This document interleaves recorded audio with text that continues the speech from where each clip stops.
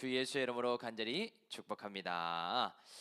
오늘 말씀을 우리가 같이 한번 보겠는데요. 사도행전 21장 7절부터 14절까지 말씀입니다.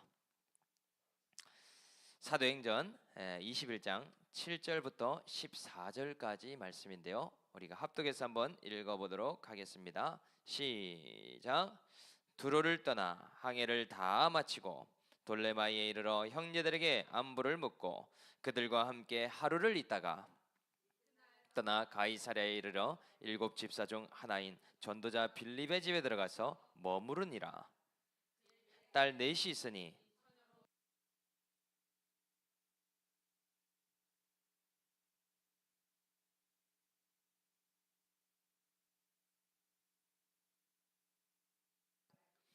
성령이 말씀하시되 예루살렘에서 유대인들 이같이 이띠 임자를 결박하여 이방인의 손에 넘겨주리라 하거늘 우리가 그 말을 듣고 그곳 사람들과 더불어 바울에게 예루살렘으로 올라가지 말라 권하니 바울이 대답하되 여러분이 어찌하여 울어 내 마음을 상하게 하느냐 나는 주 예수의 이름을 위하여 결박당할 뿐 아니라 예루살렘에서 죽을 것도 각오하였느니라 하니 그가 권함을 받지 아니하므로 우리가 주의 뜻대로 이루어지이다 하고 그쳤노라. 아멘.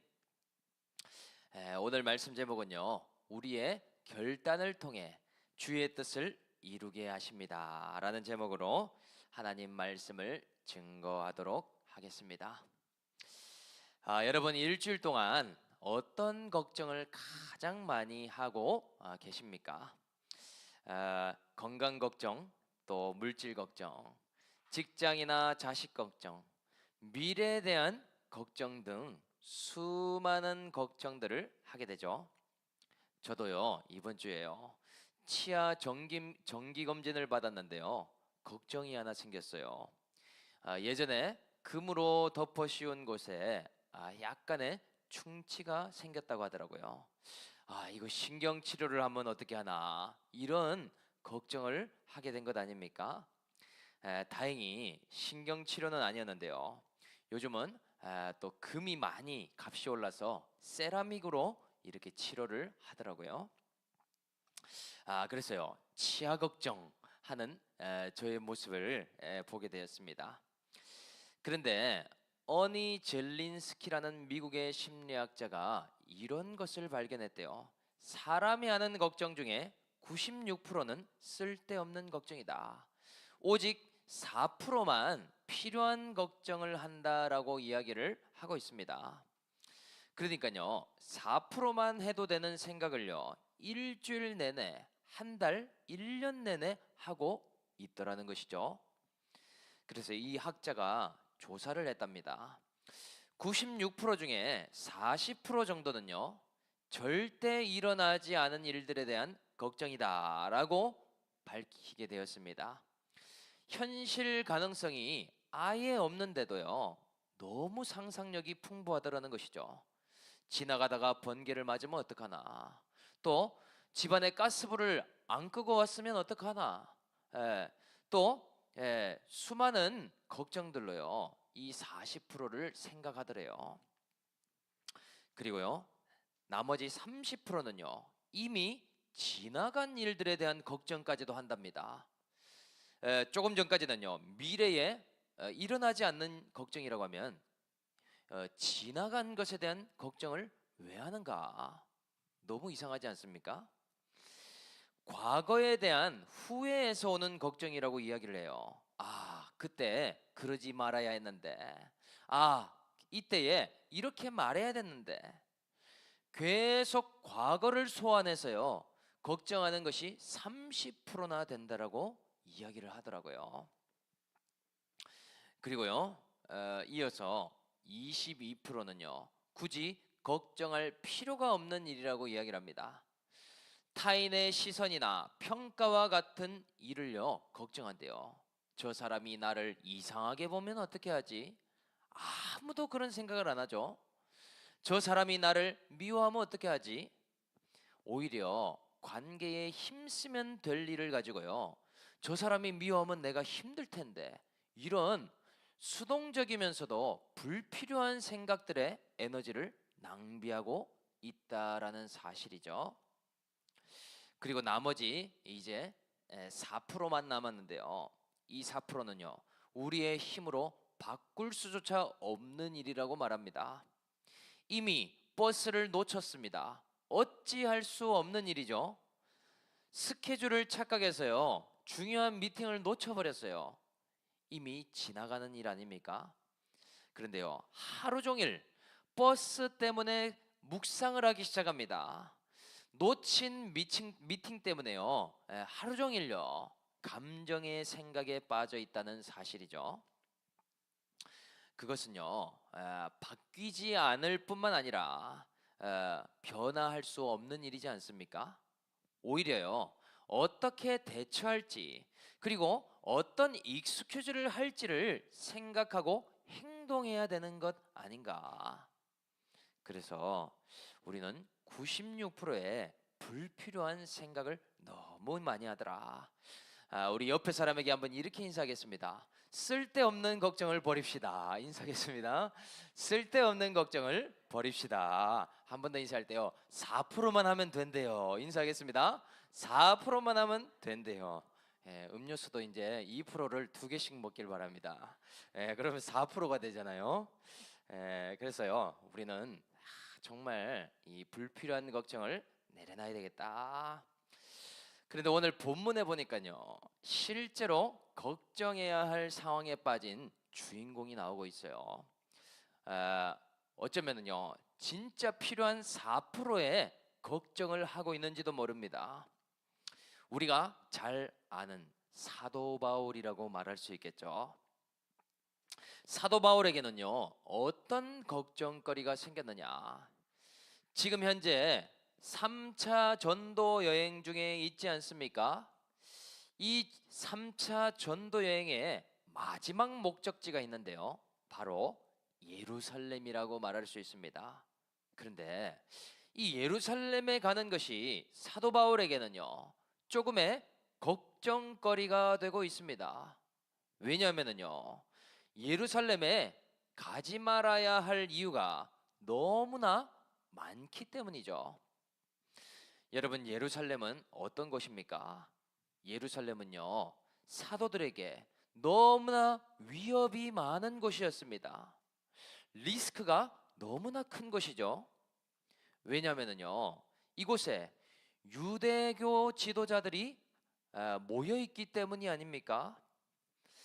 대제사장과 서기관, 바리새인들은요, 지금 사도들을 벼르고 있더라. 그 중에서도요, 바울은요, 더더군다나 타겟으로 두고 있는 사람이 아닙니까? 요새 TV를 보니까요, 한국인들에게 절대 가지 않아야 될 나라, 캄보디아, 필리핀, 마닐라는 절대로 가지 말라 이런 이야기를 하더라고요. 왠지 봐니까요, 동남아시아가 여행하기에도 위험하다라고 이야기합니다. 한국인들이 타겟이 많이 된대요. 여행 중에도 납치를 한다든지 아니면 고소득 해외 취업으로요. 감금 폭행, 보이스피싱을 시키는 일을 한대요. 얼마나 무섭습니까? 그래서요. 여권을 빼앗거나 핸드폰까지 빼앗고요. 가지고 있는 돈도 다 갈취를 해 가다라는 것이죠. 그래서 한국 교회도요. 캄보디아 선교를 하는 교회들을 절대 가지 말 것을 지금 권고하고 있죠. 그런데 이것처럼요. 지금 예루살렘의 상황이 그렇지 않습니까? 그것은요. 유대인들의 소굴이라고 말할 수 있습니다.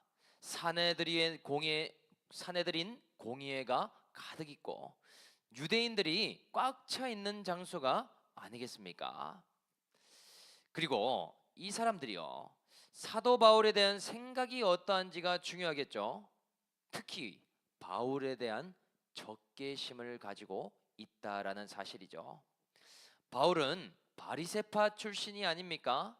가말리엘 문화에서 이렇게 공부를 했던 사람이잖아요. 유대인들은요. 사도 바울이 어떻게 유대교를 배신할 수 있는가? 도저히 용납할 수 없다라고 생각하고 있습니다. 거기다가요, 바울의 주장이 더 이들에게 기가 막히죠. 바울은 이제 할례나 율법을 지키지 않아도 구원받을 수 있다라고 말하고 있습니다. 예수만 믿으면 믿음으로 구원받는다고 하니 너무 어이가 없는 일이잖아요. 유대교에서 완전히 이단이 되어버린 사람으로 보고 있더라. 그렇기 때문에요, 바울이 예루살렘으로 간다는 것은요, 정말 핍박을 받으러 가는 길이 아니겠습니까? 결코 가서는 안 되겠더라. 그리고 또 다른 이유가 있는데요, 10절과 11절의 말씀을 우리가 한번 읽어보면 좋겠습니다. 10절과 11절 한번 합독해 볼게요. 시작. 여러 날 머물러 있더니 아가보라 하는 한 선지자가 유대로부터 내려와 우리에게 와서 바울의 띠를 가져다가 자기 수족을 잡아매고 말하기를, 성령이 말하되 예루살렘에서 유대인들이 이같이 이 띠의 임자를 결박하여 이방인의 손에 넘겨주리라 하거늘. 아멘. 바울이 예루살렘에 간다고 하니까요, 주변 사람들이 더 난리가 났습니다. 이 사람들은요, 사도 바울을 아끼는 사람들이죠. 바울을 누구보다 걱정하는 사람들입니다. 가족과 같은 제자들이 있고요, 또 형제와 같은 에베소 장로들이 있습니다. 이들도 모두 성령 충만한 사람들이 아닙니까? 제자들이 기도 중에 성령의 감동을 받았어요. 예루살렘에 들어가면 결박과 핍박이 있을 것이다, 응답을 받게 된 것이죠. 그러니까 제자들이 제발 예루살렘에 가지 마십시오, 권면하지 않습니까? 그리고 오늘 갑자기 아가야라고 하는 한 선지자가요, 나타나더니 바울에 대해서 예언을 하는 것이죠. 예루살렘에 가면 결박을 당하고 이방인 손에 넘겨질 것이라는 이야기를 하고 있습니다. 그러면은요, 우리는 궁금하잖아요. 성령이 왜 이런 것들을 응답해 주시고 알려주셨을까? 당연히 가지 말라고 알려주신 것이 아닐까 생각할 수 있잖아요. 그렇다면 바울이 이 이야기를 듣고서라도 가기로 마음먹은 것을 다시 재고해 봐야 되는 것 아닙니까? 마음을 돌려야 할 수도 있겠죠. 그런데 놀랍게도요, 성령께서 알려주신 이유는요, 장차 당할 환란이 있다는 것을 알고 가라고 하시는 이유이죠. 복음은 장차 당할 고난을 알고도 십자가를 지는 길이 아닙니까? 그것을 알기에 오늘 바울은요, 더 큰 결단으로 예루살렘을 가기로 하는 모습을 볼 수 있더라. 그래서 우리도 이런 고민을 좀 해볼 수가 있습니다. 지금 내가 가는 길이 성령의 인도하심을 따라가는 길이 맞는가? 나는 주의 뜻을 따라 오늘 걸음을 걷고 있는가?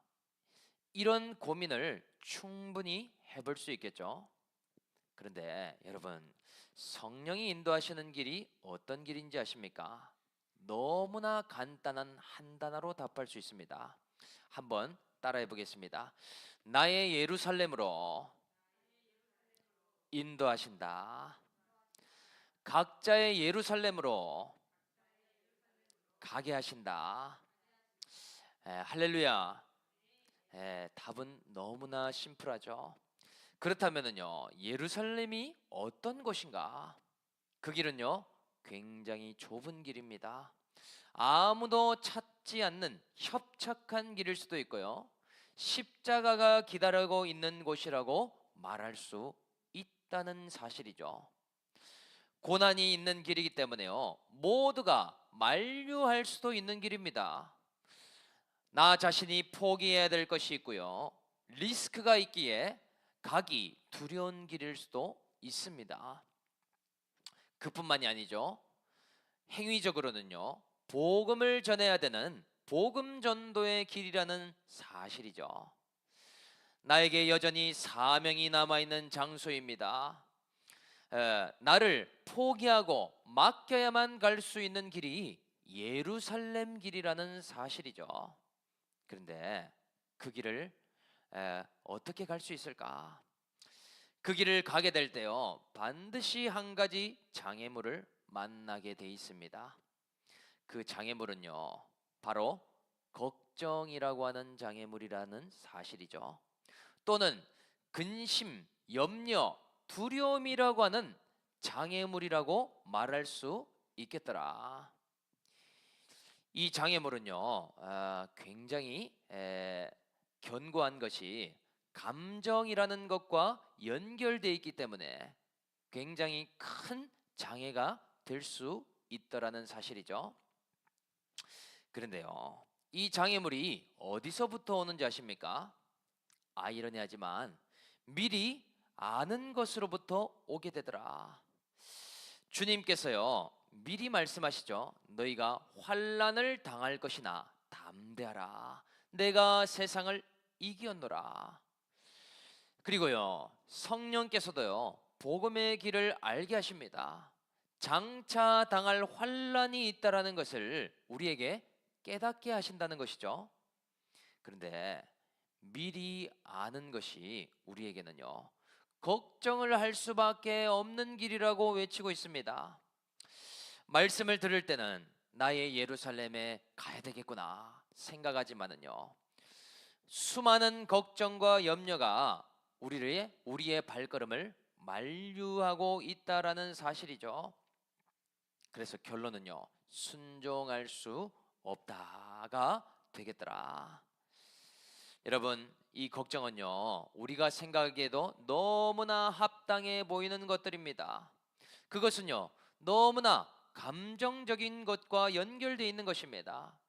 이 모든 것이 똘똘 뭉쳐서요, 결단이라는 것을 하지 못하도록 역사한다는 사실이죠. 이 일에 또 누가 개입하는가? 바로 사단마귀가 개입하고 있다는 사실이죠. 예루살렘에 결코 가지 않아야 된다라고 말할 것이 분명하더라. 그런데요, 정말 온갖 걱정, 근심, 염려가요, 우리의 생각을 장악하지 않습니까? 그래서 말씀을 따라가기가 어려운 것이죠. 우리가 그래서요, 고민거리가 있는데요, 이러한 길을 어떻게 따라갈 수 있을까? 저의 이야기를 봐도 그렇습니다. 어제도 사역자 회의를 하는데요, 앞으로 남은 11월, 12월 어떻게 전도할지 회의를 합니다. 또 내년에 어떤 사역을 할지 미리 구상을 해보는 일을 합니다. 새로운 마음으로 전도를 해야 되겠는데요, 어떤 생각을 가장 먼저 하는지 아십니까? 날씨가 많이 추워지면 어떻게 하는가? 아침에 출근길 등굣길에 토스트와 커피를 나눠주려고 하는데요, 아무도 안 받으면 어떻게 하나?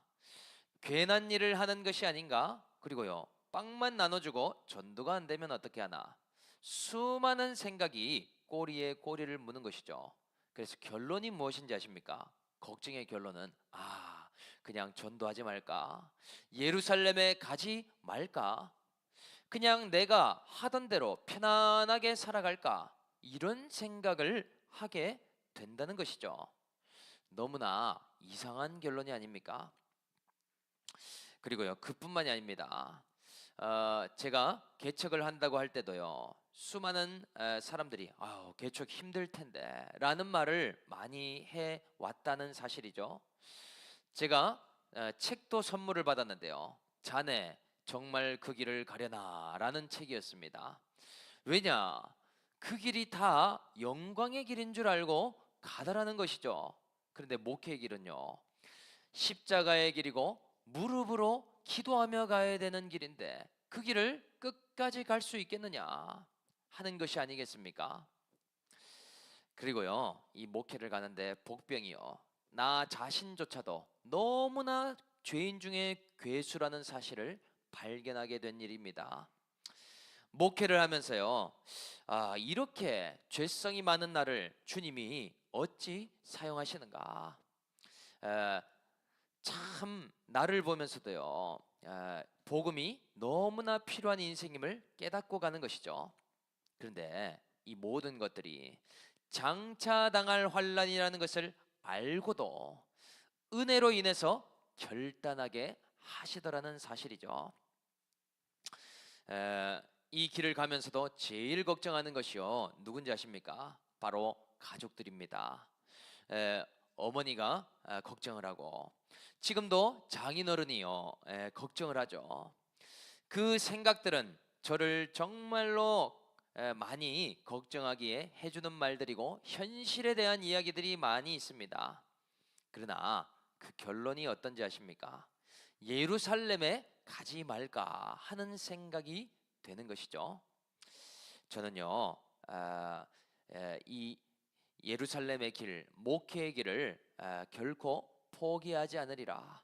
오늘도 감정이나 생각들이 몰려오지만 결코 성령이 인도하시는 길을 끝까지 가리라 라는 결단을 해보게 됩니다. 오늘 저와 여러분들 수많은 걱정이 몰려오고 있진 않습니까? 수많은 염려로 인해서요, 머뭇머뭇거리고 있진 않은가?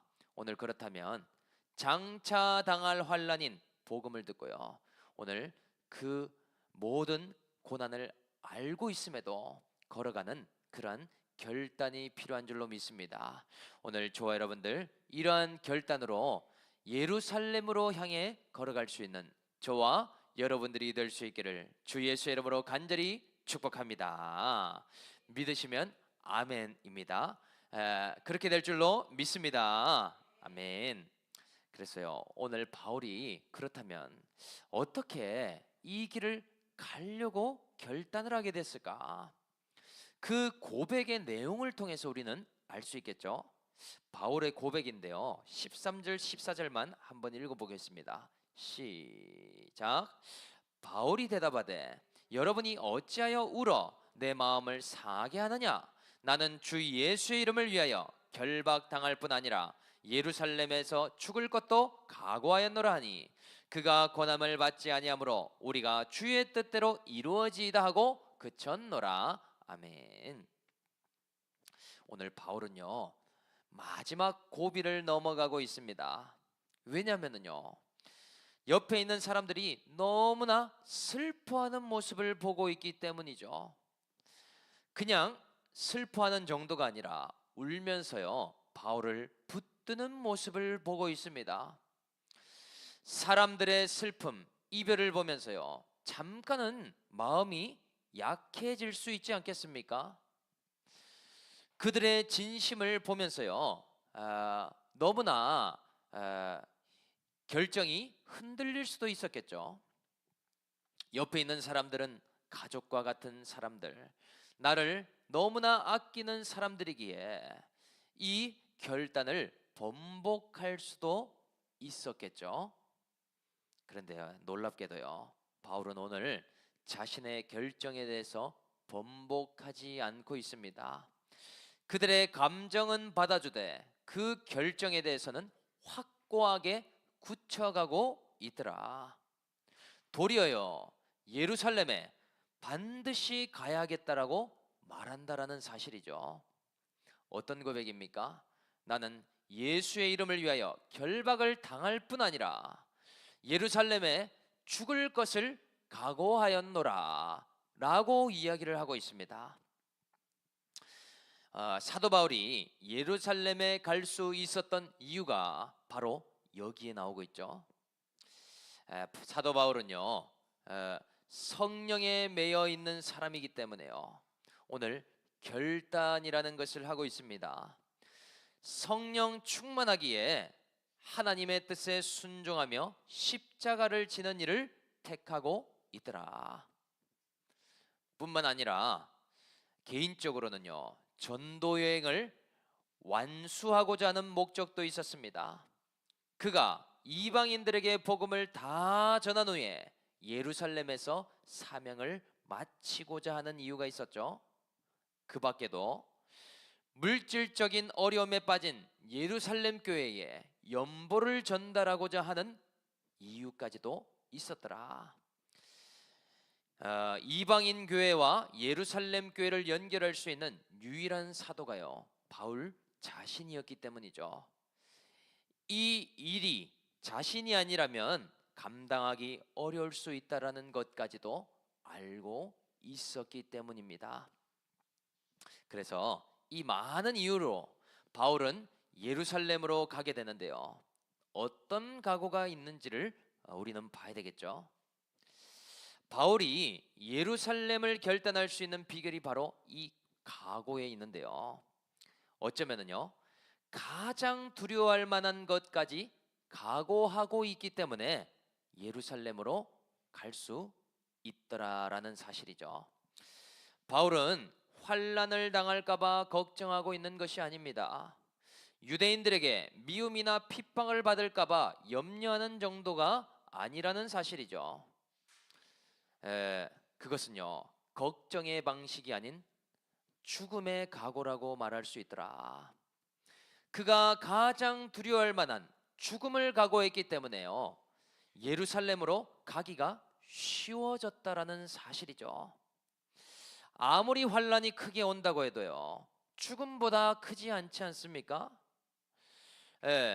또요, 유대인들이 아무리 핍박을 해도요, 순교하는 것보단 크지 않잖아요.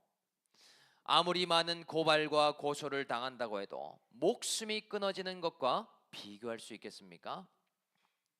그러니까 바울은요, 예루살렘에 가서 죽으면 죽으리라 결단을 하기에 가기가 쉬워졌더라. 가장 두려운 것이 일어나도 받아들이리라. 그런데 그 일이 일어나고 있습니까? 안 일어나고 있죠. 예루살렘에 가서요, 결박은 당했지만 로마까지 호송되어서 복음을 들고 가도록 하나님이 인도하고 계신다라는 사실이죠. 이 각오를 가지고 하나님께 의탁할 때 하나님은 다음 스텝을 계획하고 계신 것이죠. 예수님이 가신 길처럼 십자가를 지고 피 흘릴 것을 각오하는 바울을 통해 로마로 복음을 이동시키는 놀라운 역사를 보더라. 여러분, 사람도요, 한두 번 말려서 안 갈 것 같다면 바울을 더 말렸을 수도 있겠죠.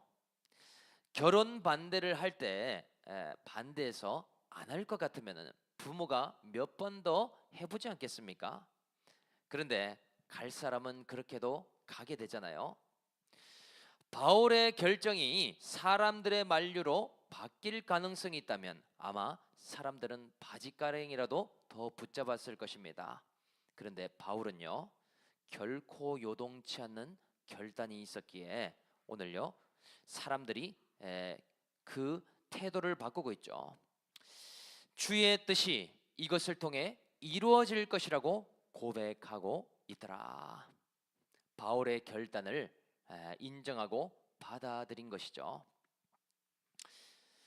그래서 우리도요, 포기와 결단 사이에서 참 머뭇거릴 때가 많죠. 그게 직장이든 사람과의 관계든 신앙적인 부분이든 결단을 할 것인가 포기할 것인가, 이 사이에서 수많은 생각을 하게 되어 있습니다. 그런데요, 많은 생각과 걱정은 잘하지만 결단하는 것은 너무나 힘들어합니다. 왜 그런가? 결단에는요, 리스크가 따르기 때문이죠. 각오에는요, 수많은 고난과 부딪힘이 필요하기 때문이 아닙니까? 그래서 요즘 뉴스를 보는데요, 청년 무직자의 수가 지금 역대치로 120만 명이 되었다라고 이야기를 하더라고요. 예전에는 청년들 중에 삼포족이 있었대요. 삼포가 뭐냐? 세 가지를 포기하는 건데, 취업, 결혼, 출산을 포기하는 청년 세대가 일어났다고 해서 삼포족이라고 이야기를 했습니다. 그런데 몇 년 전까지는 오포족이 생겼더라고요. 결혼, 출산, 취업에다가 인간관계와 내 집 마련을 포기했다 해서 오포족의 세대가 일어났다, 이렇게 이야기를 했습니다. 그런데 요즘은요, 오포가 아니라 엠포 세대라고 이야기를 하더라고요. 그 주제가 무엇이든 상관이 없습니다. 운동도 포기, 취미도 포기, 가장 중요한 꿈과 희망도 포기, 그 어떤 것도 부딪히지 않고 회피하는 세대를요, M4 세대라고 이야기를 하더라고요. 그리고요, 이 M4 세대에 대한 강의를 듣는데요, 사람이 계속 회피하게 될 때 생기는 문제가 있는데요, 그래서 그것이 바로 고독이라고 하는 문제라고 이야기를 합니다. 요즘 청년들도요, 고독사라는 그런 일들을 겪게 되죠. 우리는 고독을 외로움과 비슷한 말이라고 생각하는데 전혀 다른 말이라고 이야기를 하더라고요. 외로움은 감정이라고 이야기를 하면은요, 고독은 회피하기 위한 시스템이자 방어 기제라고 이야기를 합니다. 그래서요, 고독은 누군가와 만나면 나 자신이 불편하다라고 생각하게 된대요. 무엇인가 부딪히게 되면은요, 자꾸 그 자리를 피해야 된다라고 생각하게 만들게 된답니다. 그래서요, 누구도 다가올 수 없게 만들 뿐만 아니라 그 고독이 어쩔 수 없는 것으로 즐기는 상태까지 가게 된대요. 왜냐? 자꾸 부딪히고 사람과 관계해 나가는 것이 힘들다라는 인식을 스스로 만들기 때문이죠. 근데 이 고독이 제일 무서운 것은요, 나에게 편안함이라는 선물을 주기 때문이래요. 나에게 아무런 해를 끼치지 않습니다. 도리어 평안을 선물을 한대요. 다른 사람의 눈치를 보지 않아도 돼. 혼자 있어도 되고 방콕해도 돼. 계속 나 자신을 위로하기 때문에요, 이 사람들이 고독에 있으면서 주제가를 만든답니다. 그것은 바로 내가 굳이라고 하는 주제가래요. 내가 굳이 누군가를 만날 필요가 있는가? 집에만 있으면 되지. 내가 굳이 연애를 하고 결혼을 할 필요가 있나? 내가 이렇게 마음이 힘들면서 사람 관계를 할 이유가 있는가? 아예 모든 필요를 제거시켜 버리기 때문에요, 스스로 고립을 희망하면서도 고독해하는 수렁에 깊이 빠지게 되어 있더라. 그래서요, 이 고독이 너무나 무섭다라고 이야기하는 것이죠. 그래서 이런 포기와 고독이 어디서부터 오는지 아십니까? 바로 복음의 부재에서 오는 현상이라고 생각이 듭니다. 하나님과 멀어진 상태에서 오는 것이요, 바로 이러한 일들이라는 것이죠. 우리에게는요, 모든 소망이 복음으로부터 오게 된다라는 사실입니다. 복음은 우리를 고독에서 건져내고요, 예수 그리스도는 우리에게 꿈과 희망을 지금도 생기도록 인도하더라. 그래서 하나님은요, 우리에게 결단할 수 있는 비결을 주시는 분이세요. 그것은 나의 가장 큰 두려움을 하나님께 맡겨버리는 것입니다. 저는 올리브 공동체가 앞으로 한 마음으로 갈 수 있는 비결이 여기에 있다고 생각합니다. 한번 따라해 보겠습니다. 믿음의 각오를 갖는 것이다. 따라해 보겠습니다. 믿음의 각오를 갖는 것이다. 이 길을 갈 때도요, 사람이 좀 적으면 어떻습니까? 사람이 내가 생각하는 때보다 늦게 오면 어떻습니까? 그 안에서요, 내가 믿음의 훈련, 자립의 훈련을 받아가면 되는 것이죠. 각오가 없다면은요, 정말 걱정의 수렁, 고독의 수렁에 빠질 수밖에 없는 것 아니겠습니까? 저는요, 목회를 하면서 각오하게 됐습니다.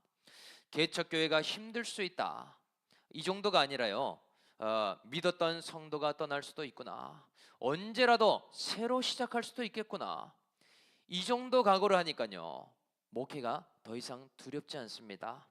작은 일들에요, 크게 낙심하지 않더라는 것이죠. 사람들의 감정이 슬플 수도 있고 두려워할 수도 있겠지만, 잠깐은 그럴 수 있지만 이 방향성이 달라지지 않겠구나. 여러분, 가장 가장 큰 두려움이 무엇이 있습니까? 오늘 그것을 맡겨버리십시오. 오늘 하나님께 맡겨버릴 때요, 그 두려움이 변하여서 나에게 결단과 각오가 생기며 예루살렘에 들어가 복음을 증거할 수 있는 그런 변화된 인생이 되겠다. 오늘 복음을 믿을 때 우리에게 결단이 생기고 각오가 생겨나게 될 줄로 믿습니다. 오늘 따라해 보겠습니다. 하나님은 믿음의 결단을 사용하신다. 주님은 믿음의 각오를 사용하신다. 할렐루야. 오늘 우리에게 이러한 믿음의 결단을 통하여 하나님이 쓰시는 놀라운 올리브 공동체 모두가 될 수 있기를 주 예수의 이름으로 간절히 축복합니다. 오늘 말씀을 마무리하겠습니다. 오늘 어떠한